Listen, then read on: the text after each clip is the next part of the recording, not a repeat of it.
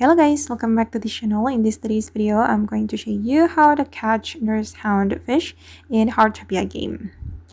Okay, let's get into it guys. Let me open up my fish observation in Heartopia. And I'm going to show you how the Nursehound fish looks like. This one guys, I've just catched this fish. And if you want to catch this fish, you need to go to the fishing village fishing village in Heartopia, and you're going to start the fishing event, or you can join the event hosted by Bill or by the other players in Heartopia.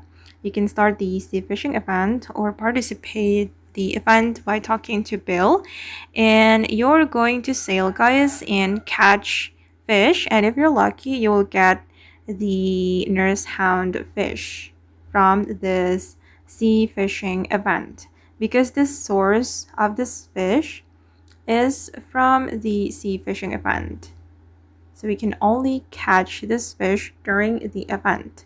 So participating in the sea fishing event is a must. Okay guys, and that's all about catching the Nursehound fish in Heartopia game. I hope this video will be useful for you. Thank you so much for watching, and bye.